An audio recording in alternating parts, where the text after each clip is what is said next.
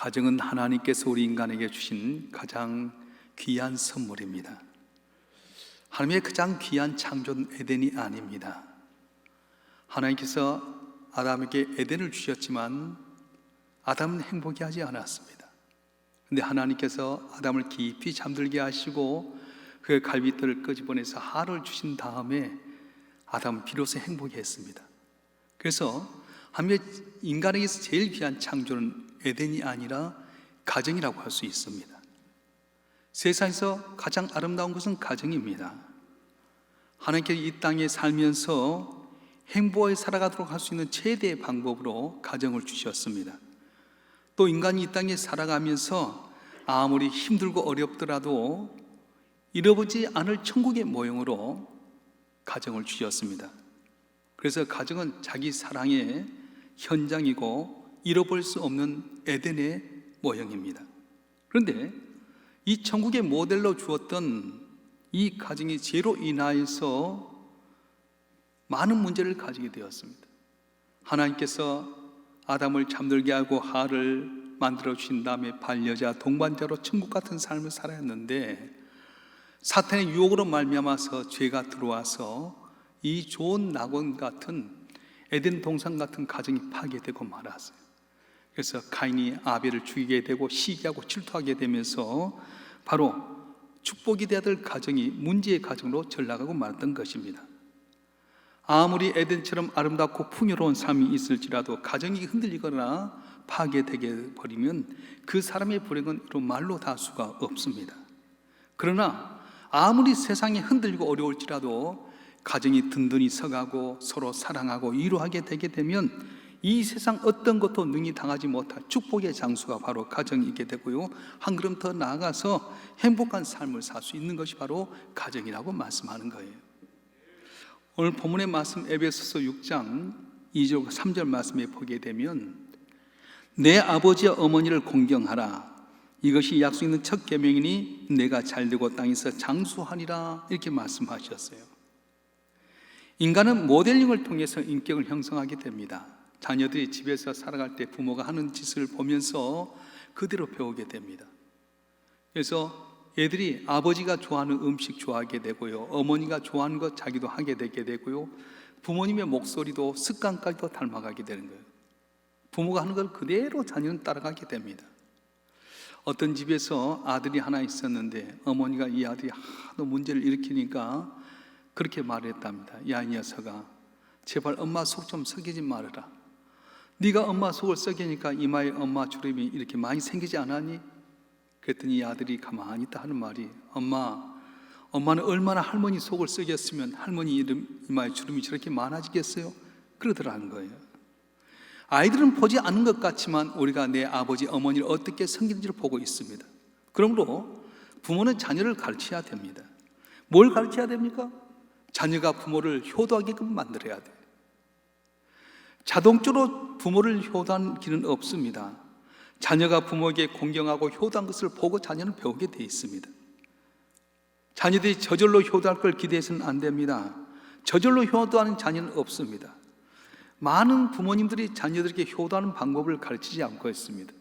그냥 내가 잘해주니까 너만 잘 되면 돼, 너만 행복하면 돼, 엄마 아빠는 그냥 살 수 있어. 그러다 보니까 어떻게 합니까?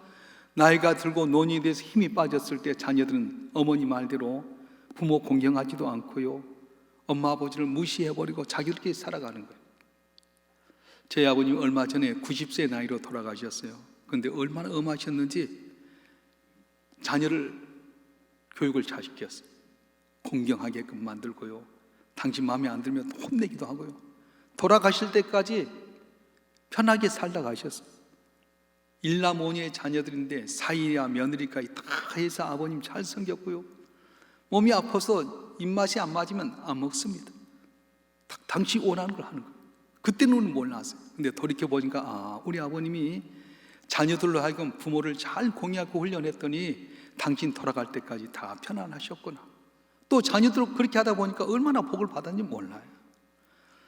자녀는 인생의 노년기에 있어서 가장 좋은 동반자입니다. 자녀보다 더 좋은 인생의 동반자는 없습니다. 효도하는 자녀보다 더 좋은 노후 대책은 없습니다. 최고의 노후 대책이 무엇입니까? 자녀입니다. 이렇게 되기 위해서는 부모는 자녀에게 효도하는 것을 가르쳐야 된다는 거예요. 저절로 자녀들이 부모에게 효도하지 않습니다. 저절로 자녀들이 부모의 노후 대책이 되지 않습니다. 어떻게 해야 됩니까? 가르치라고 하는 것입니다. 시편 기자는 부모에게 효도하게 하는 자녀를 둔 사람은 수치를 당하지 않는다고 말씀하셨습니다. 자녀는 교육의 대상이에요. 무엇의 대상? 교육의 대상입니다. 내가 먼저 부모를 공경하는 모습을 보면 그걸 보고 배운 자녀가 나를 공경하게 된다는 것입니다. 그래서 우리 부모님은 어떻게 해야 됩니까? 구체적으로 내가 부모를 공경하는 모습을 보여줘야 돼요. 그러면 부모를 공경한다고 하는 것, 구체적으로 뭘 말하는 겁니까? 오늘 본문에 보게 되면 세 가지로 이야기할 수 있는데, 첫째는 감사하라는 의미가 담겨 있습니다. 자녀는 부모에게 두 가지의 빚을 졌습니다. 한 가지는 뭡니까? 생명의 빚을 졌어요. 우리가 저절로 이 땅에 태어난 것 아닙니다. 부모님의 살과 피를 이어받아서 이 땅에 태어나게 됩니다. 그래서 내가 이렇게 있는 것은 다 부모님께서 날 이 땅에 태어나게 하신 생명에 주신 은혜 때문에 살아났다. 그래서 우리는 항상 부모님 은혜에 감사해야 됩니다. 또 한 가지 빚은 뭐냐면 양육의 빚이에요. 부모님은 우리가 스스로 살아갈 수 있는 성인이 될 때까지 몇십 년 동안 진자리 마른 자리 가라니시며 나를 키워주셨어요. 그래서 근 20세가 될 때까지 사람은 자기 힘대로 살기 어렵습니다. 동물들 가운데서 부모 밑에 20년 동안 있었던 동물이 있는 거 보았어요? 사람만이 그런 거예요. 20세가 무엇입니까? 요새는 결혼해서까지도 부모에게 도움을 받아야 되는 것이 우리 인간인 걸 생각하면 우리 사람은 생명 주신 부모님께 감사하고 내가 여기까지 올 때까지 항상 도와주시고 애써주신 부모님 은혜에 감사해야 돼요. 그럴 때 복이 있을 줄로 믿습니다. 탈무드에 보게 되면 한 부자가 있었는데 그분이 자기 아들에게 유서를 남겼어요. 그 유서가 뭐냐면 내 모든 재산을 아들에게 맡긴다. 그런데 아들이 바보가 되기 전까지는 재산을 물려주지 말아라. 이 말을 듣던 아들이 속으로 낙심합니다. 우리 아버지가 뭐 착각하시나? 내가 바보가 돼야지 재산을 남겨준다니. 그래서 자기를 가르쳤던 랍비에게 가서 사정을 이야기했더니 랍비가 좀 기다려라. 그리고는 이 아버지를 찾아와서 어르신, 그 많은 재산을 아들에게 상속하는데 바보가 돼야지 상속한다는 말이 무슨 뜻입니까? 그랬더니 이 아버지가 갑자기 갈대 하나를 딱 꺼내가서 입에 물더니 방바닥을 무릎을 꿇고 이렇게 힝 하며 말소리를 내는 거예요. 그때서 딱 손뼉을 치고 랍비가 아들에게 찾아갔어. 애야, 아버지가 네가 바보가 된다고 하는 말은 무슨 말이냐면 님대로 된 것을 아는데 네가 자녀를 키워보고 나서 자녀를 키우는 것이 바보가 된다는 걸 알 때까지 상속하지 말라는 것이다. 그렇게 이야기했다는 거예요. 결혼하기 전에는 내 힘대로 살아갑니다. 내가 다 된 줄 알합니다. 근데 결혼해서 애를 낳으면 다 바보가 되는 거예요. 옛날에는 애들 똥 싸면 더럽다고 했는데 자기 애 똥은 너무 좋아서 냄새 맡고요, 기저귀 가는 것도 바보같이 하잖아요. 남들이 새벽 2시에 울면 다 짜증내지만 자기 애가 새벽 2시에 일어나도 얼른 일어나서 봐주고요, 다 바보가 되는 거예요. 부모가 돼서 자식 사랑하는 거 배우면 바보가 된다는 거예요. 그래서 자식이 태어나면 인간은 바보가 된다는 말이 바로 이 탈무드에서 나왔다고 하는 것입니다. 자식을 낳으면 부모는 자녀를 사랑하기 때문에 바보가 되는 것입니다. 우리도 그렇습니다. 내가 내 자녀를 위해서 바보가 돼서 사랑했던 것처럼 내 부모도 나를 위해서 바보가 되셨어요. 진자리 마른 자리 가라니며 밤에 잠자지 않고 나를 돌보며 20년 이상 내 삶을 위해서 여러 가지로 도와주고 밀어주고 맞벌이하면서 이렇게 키워줬는데 자녀들에게 부모에게 감사하는 걸 가르치지 않냐면 그 자녀가 내가 늙어졌을 때 디딤돌이 되야 될 텐데 걸림돌이 되게 되고요, 내 아픔이 될 때가 있다는 거예요. 예수님도 인간의 몸을 입고 살아가실 때 공생의 기간에도 항상 하나님께 감사했습니다. 두 가지 구절만 보겠습니다. 누가복음 10장 21절 말씀 우리 다 같이 한번 읽어보겠습니다. 시작. 그때 예수께서 성령으로 기뻐하시며 이르시되 천지의 주제이신 아버지여 이것을 지혜롭고 슬기는 자에게는 숨기시고 어린 아이들에게 나타내심을 감사하나이다. 옳소이다. 이렇게 된 것이 아버지의 뜻이니이다. 아멘. 요한복음 11장 41절 말씀 시작. 돌을 옮겨 놓으니 예수께서 눈을 들어 우러러 보시고 이르시되 아버지여 내 말 들으신 것을 감사하나이다. 할렐루야.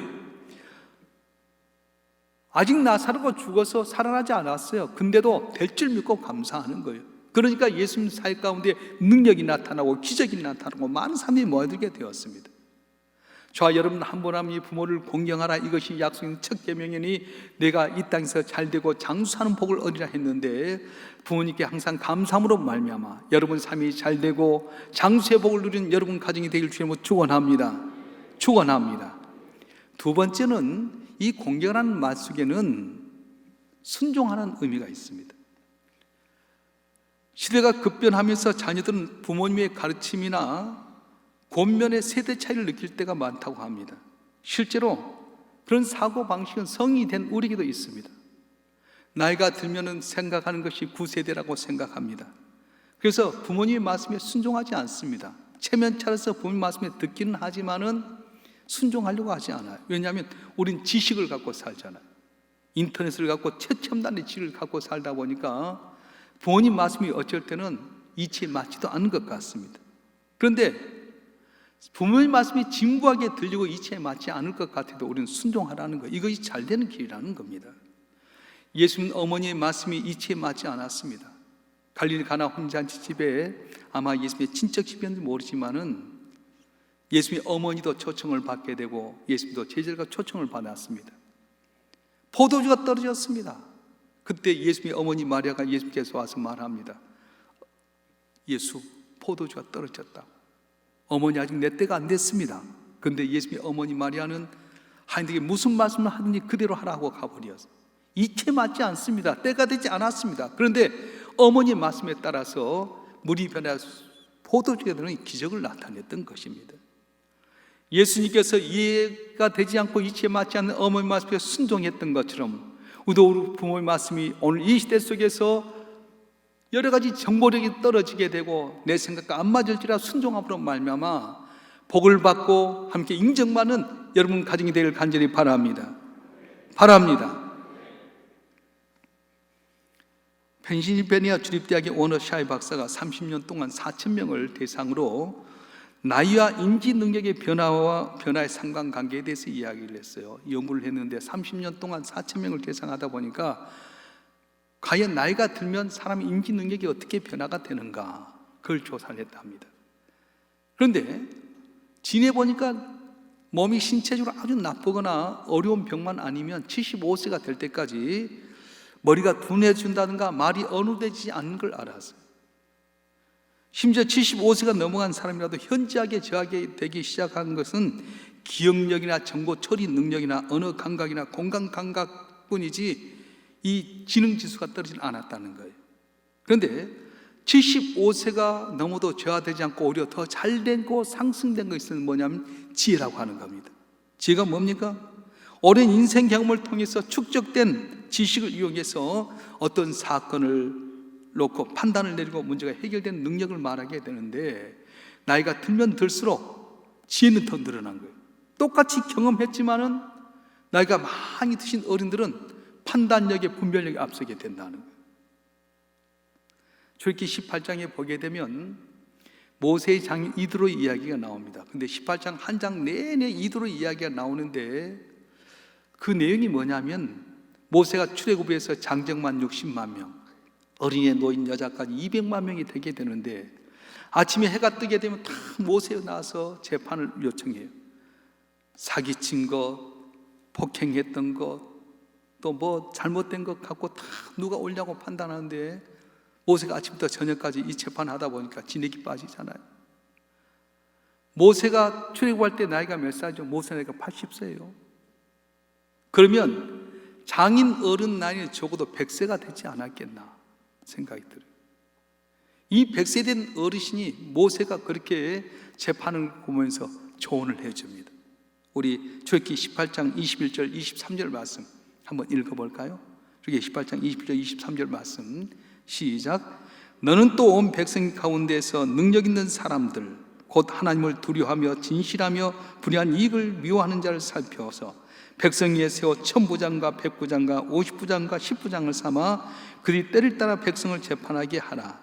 큰 일은 모두 내게 가져갈 것이요 작은 일은 모두 그들이 스스로 재판할 것이니 그리하면 그들이 너와 함께 담당할 것인즉 일이 내게 쉬우리라. 내가 만일 이 일을 하고 하나님께도 내게 허락하시면 내가 이를 감당하고 이 모든 백성도 자기 곳으로 평안히 가리라. 아멘.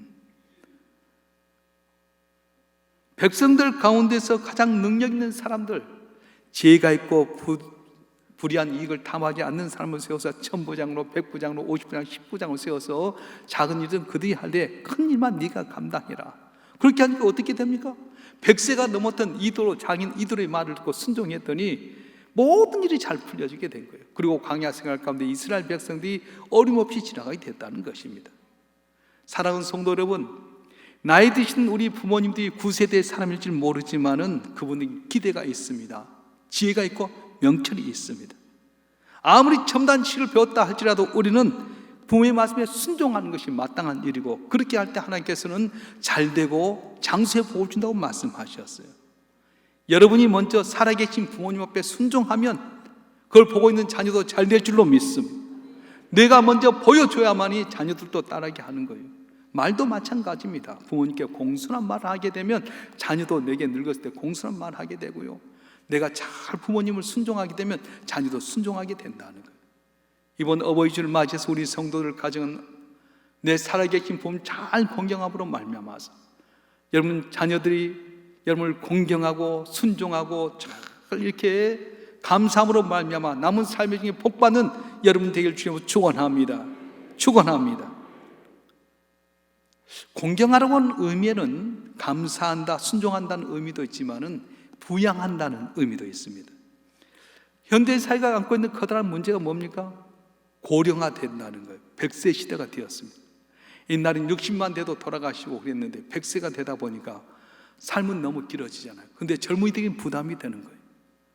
우리 아버님은 6남매를 주어서 아버지 어머니를 6명이 며느리와 사이까지 12명이 다 섬겼잖아요. 근데 여러분 애 하나만 낳아봐요. 혼자서 여러분 부모님 둘 섬겨야 되잖아요. 그것도 10년도 20년도 아니고 100세시면 30년 이상 섬기면 얼마나 힘이 들겠어요. 실제로 우리 젊은이들이 부모를 보양한다는 게 보통 어려운 것이 아닙니다. 물질적으로 어렵지만 정신적으로 더 어려울 때가 많습니다. 그래서 부모님을 부양한다는 게 여간 어려운 일이 아닙니다. 그런데 분명히 우리가 알아야 할 것은 부모 경시 풍조가 심해지는 것은 어떤 환경이나 구조적인 문제가 아니라 말세지 말의 현상이라고 말씀하고 있어요. 디모데후서 3장 1절과 2절 말씀 한번 읽어볼까요? 디모데후서 3장 1절과 2절 말씀 시작. 너는 이것을 알라. 말세에 고통하는 때가 이르러 사람들이 자기를 사랑하며 돈을 사랑하며 자랑하며 교만하며 비방하며 부모를 거역하며 감사하지 아니하며 거룩하지 아니하며. 아멘. 말세의 징조가 뭐냐? 부모를 거역하며 감사하지 아니한다고 말씀하는 거예요. 구조적이나 사회적인 현상이 아니라 아무리 구조적인 면이 있어도 하나님께서 부모를 공경해야 하는 가정은 잘되게 만들지만은 말세의 징조가 뭐냐? 부모를 거역하며 감사하지 아니한다고 말씀하는 겁니다. 그런데 여기서 거역한다는 말은 인류인의 정마저 느끼지 않는다 그런 뜻이 있어요. 무슨 말입니까? 자기를 낳아주고 키워준 정마저도 다 느끼지 않는다는 거예요. 전에 우리나라에서 그런 적이 있었습니다. 부모님 모시고 필리핀이나 인도네시아 깊은 오지에 들어가서 아버지 어머니 여권도 떼우고 지갑도 다 가지고 놔둬버렸잖아요. 자기들만 돌아왔어요. 그래가지고 부모님만 인도네시아나 필리핀 깊은 밀림 안에서 있던 그 부모님들에 대해서 몇 번 크게 낳지 않습니까? 이게 뭐예요? 낳아주시고 길러주신 부모의 정까지 느끼지 못하는 거예요. 혹시 여러분 자녀들이 여러분들이 아버지 어머니 해 나가십시다 그럴 때 여러분들이 만약에 부모님께 순종 안 했으면 따라가지 마세요. 백발백중 깊은 오지에 놔두고 올 경향이 많아요. 여권이나 돈 지갑 특히 막지 마세요. 그런데 만약에 여러분들이 여러분 부모에게 잘 순종하고 공경했던 모습이 있다면 그래 고맙다 따라가세요. 왜냐하면 여러분이 한 대로 여러분 자녀가 잘해줄 줄 믿습니다. 할렐루야. 예수님 육신의 아버지 요셉이 일찍 돌아가시자 아주 어린 나이부터 어머니와 동생들을 부양하기 위해서 목수일을 하셨습니다. 그 십자가에 못 박혀 죽는 순간까지 어머니에 대해서 걱정했어요. 십자가에 못 박혀 돌아가실 때 어머니 마리아가 그 밑에서 눈물짓고 있습니다. 그때 예수님 자기 고통도 크겠지만은 요한에게 말합니다. 요한아, 네가 내 대신 아들 되어라. 네가 아들이다. 네 어머니다. 어머니, 요한이 당신의 아들입니다. 십자가에서 처절히 죽어가면서까지 어머니를 부양했던 그 예수님, 그러니까 우리 메시아 아니겠어요? 정말로 예수님을 따른 제자라고 한다면 우리는 부모님이 어떤 현상이 있든 간에 우리가 부모를 공양하고 부양해야 될 줄로 믿습니다. 할렐루야. 그런데 우리가 부모님을 섬길 때에 부모님이 뭘 좋아하는지 뜻을 알고 섬기라는 거예요. 여러분, 공경이 부모님 기쁘게 할 수도 있지만은 부모님 마음을 상처나게 할 수도 있습니다. 부모님 뭘 좋아하는 것일까를 알아가지고 섬기면 부모 마음의 기쁨이 충만하지만 부모가 뭘 좋아하는지도 모르고 내 생각대로 섬기면은 부모의 마음에 상처가 되게 된다는 거예요. 소와 사자가 있었습니다. 둘이 만나서 사랑했습니다. 우리 같이 함께 살자고 해서 결혼 약속을 하고 살아갔습니다. 그리고 약속을 해서 우리 최선을 다합시다. 소는 아침에 일찍 일어나서 풀을 뜯어옵니다. 그리고는 사자의 밥상에다가 자기 상에다가 다 풀을 놓았어요. 사자는 마음에 들지 않았습니다. 왜냐하면 자기는 풀을 못 먹고 고기만 먹는데 그래도 최선을 다했기 때문에 먹는 신용이었어요. 저녁에 사자가 들에 나가서 사냥해가지고 고기를 가지고 와서 대접을 합니다. 소는 마땅치 않았지만 그걸 또 먹는 신용이었어요. 왜냐하면 소는 풀을 먹잖아요. 그렇게 둘이 살다가 어느 날 한계에 다다랐어요. 그리고 이혼하게 되면서 서로 말한 것은 나는 최선을 다했다, 그렇게 이야기했어요.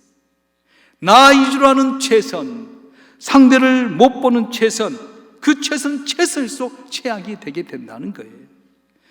말로는 사랑한다고 하지만 자기 입장에서만 모든 걸 시도하게 된다면 서로에게 상처를 줄 수밖에 없습니다. 그래서 우리는 항상 부모님 뭘 원하는지를 알아야 돼요. 예전에는 신방하게 되면 묻지 않고 커피를 내놨어요. 제가 전도사 때는 하루에 커피 7잔, 8잔 한 3, 4일 마시면은 위가 신트림 나고 더 먹지를 못했어요. 근데 어느 순간부터는 뭘 드시겠습니까? 물어보잖아요. 한때 우리 교회 이제 한 분 가정이 왔는데 이분 신학대학을 졸업한 분이에요. 새벽에 열심히 나오더라고요. 그래서 제가 만나서 소원이 뭐냐고 그랬더니 쓰임받기를 원한다. 우리 교회에서 쓰임받기를 원하는 거예요.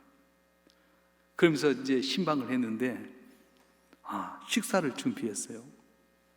식당에 가서 식사를 했는데 내가 별로 좋아하지 않는 식당을 간 거야.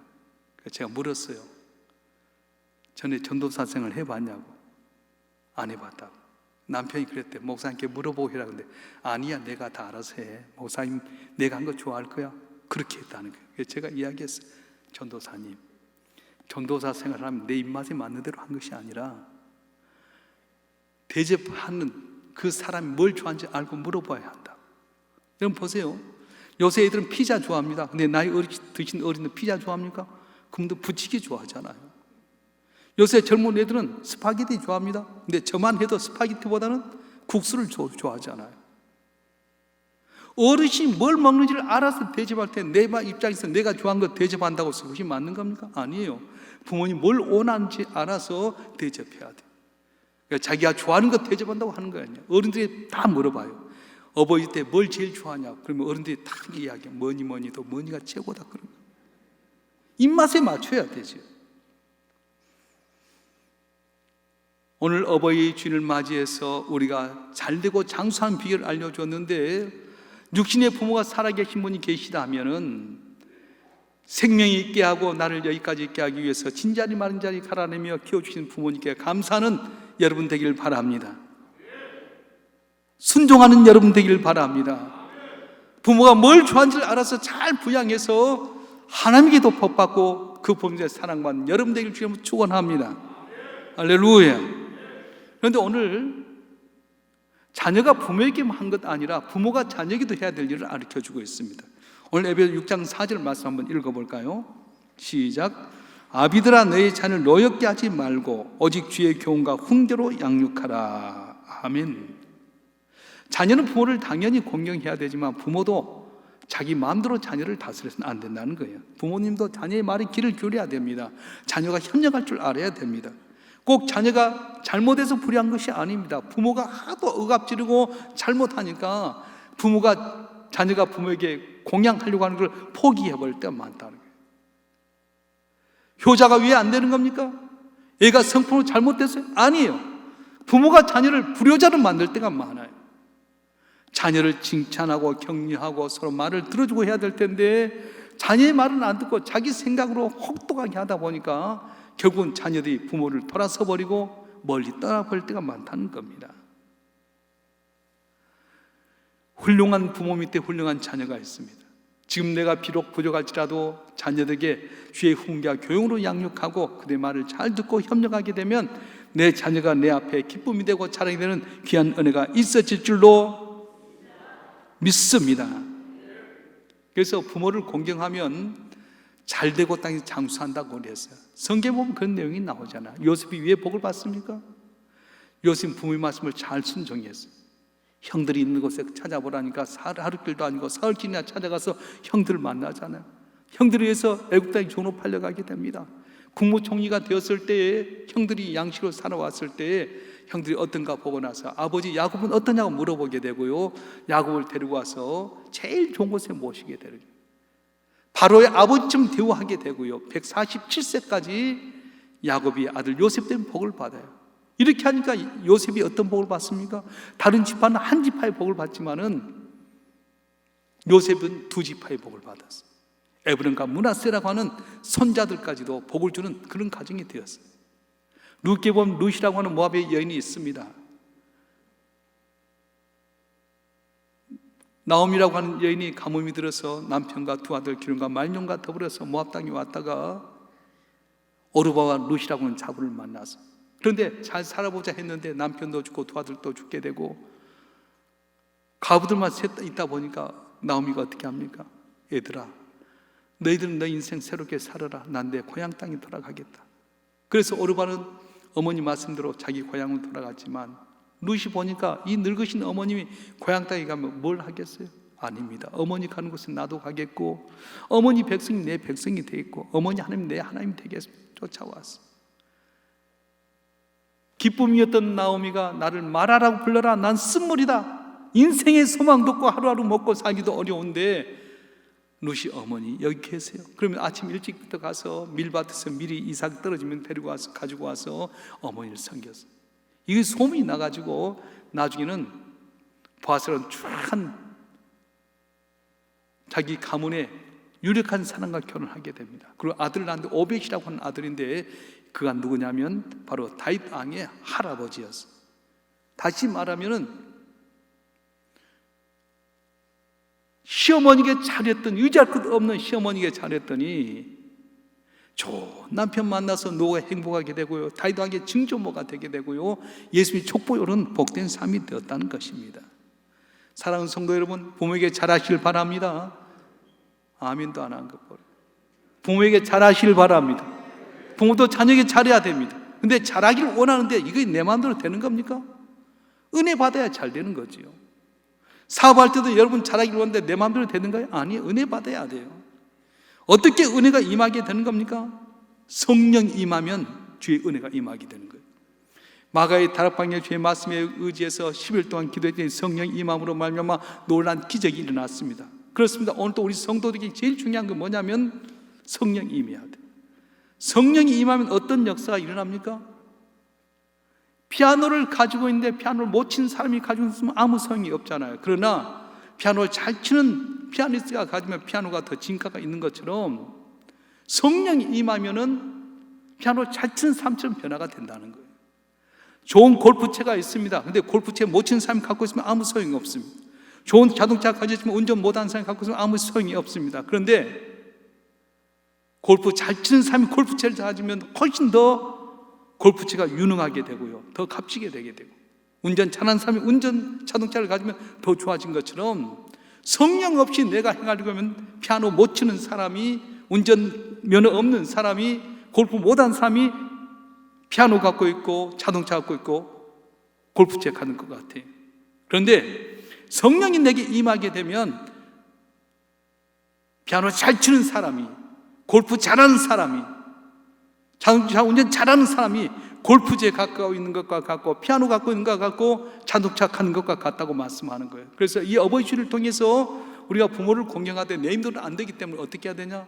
먼저 여러분 가정이 주 앞에 기도하고 성령 충만 임하도록 노력해야 될 줄 믿습니다. 성령이 우리 가운데 임하게 되면 공경할 수 없는 부모도 공경하게 되고요, 순종할 수 없는 상태도 순종하게 되게 되고, 감사를 잃어버린 시대 속에도 감사하는 역사가 일어날 줄로 믿습니다. 그래서 오늘 어버이 주를 맞이해서 여러분 한 분 한 분이 성령 충만하길 바라고, 부모를 잘 공경해서 여러분 자녀 손들이 강성하고 잘 되고 장수의 복을 받게 되고, 부모님도 자녀를 노역지 않게 하고 잘 자녀의 말을 들어주고 격려함으로 말미암아서 날이 가면 갈수록 자녀 통해 종기 쓰임 많은 우리 성도들 되길 주님으로 축원합니다. 축원합니다. 기도하겠습니다. 전능하신 아버지 하나님, 하나님께 우리의 축복의 귀한 가정을 선물로 주시고 부모를 통해 우리가 여기까지 오게 하심을 감사합니다. 하늘에서 뚝 떨어진 인생이 아니라 부모님이 해산의 고통을 통해서 피아사를 이어받았고 내가 어른이 되기까지 부모님들의 도움을 받아서 왔건만은 우리가 은혜를 잊어버리고 살 때가 많이 있었습니다. 특별히 오늘 내가 이 시대를 살아가면서 최첨단 지식을 얻다 보니 어른들을 무시할 때도 많이 있었고 부양하지도 못할 때가 많았습니다. 그러다 보니 내 인생이 잘 되길 원해도 안 될 때가 너무 많은 것이 오늘 현실입니다. 주신 말씀처럼 우리 가운데 성령에 임재하여 주시옵소서. 내 부모의 은혜에 감사하게 하여 주시고 순종하게 하여 주시고 부모를 잘 부양하여서 요셉처럼 루처럼 복을 받는 우리 모두가 되게 도와주시옵소서. 우리 자녀가 훌륭한 효자, 효녀가 될 수 있게끔 부모님들은 자녀를 격려하고 자녀의 말에 귀를 기울이고 협력하게 도와주셔서 주님 나라 갈 때까지 항상 평안케 하시고 감사가 넘치게 하여 주시고 모두가 다 칭찬하는 우리 가정들이 되게끔 은총을 베풀어 주시옵소서. 우리 주 예수 그리스도의 이름으로 감사하며 기도하옵나이다. 아멘.